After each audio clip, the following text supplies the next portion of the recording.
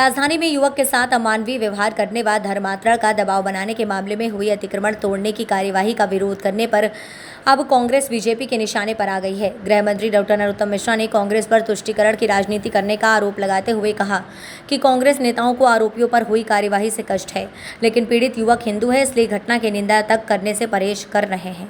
गृह मंत्री डॉक्टर मिश्रा ने कहा कि दिल्ली से लेकर भोपाल तक और भोपाल से लेकर गाँव की चौपाल तक कांग्रेस के एक भी नेता ने इस घटना की निंदा नहीं की। चचा जान दिग्विजय सिंह की छोटी छोटी घटनाओं पर ट्वीट आते थे, लेकिन इस घटना पर उनसे एक भी शब्द नहीं बोला गया। कमलनाथ जी जो कहते हैं कि हिंदू हो बेवकूफ़ नहीं हो, ना मैं इस घटना पर चुप्पी साध रखी है। पीड़ित भी तो हिंदू का ही बेटा है, उसके पक्ष में क्यों आवाज़ नहीं निकल रही? इससे कांग्रेस का हिडन एजेंडा समझ में आ रहा है। पीड़ित दूसरे वर्ग का होता तो ये बहुत कुछ बोलते। एक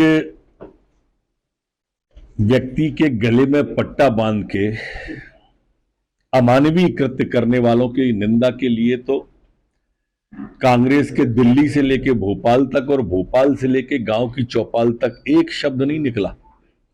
वो चचा जान आदरणीय दिग्विजय सिंह जी जो उत्तराखंड और विदेश तक की घटनाओं पर तो ट्वीट करे, पर भोपाल की घटना पर एक शब्द नहीं आया आदरणीय दिग्विजय सिंह जी का।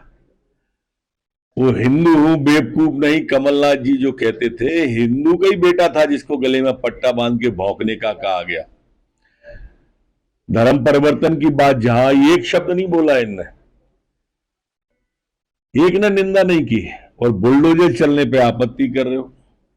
सारा काम विधि सम्मत हुआ है, विधि के अनुसार सरकार काम कर रही है। आप तुष्टीकरण की राजनीति कर रहे हो, ये प्रदेश की जनता अच्छी तरह से समझ रही है। आप कांग्रेस की मानसिकता स्पष्ट हो रही है। एक और जी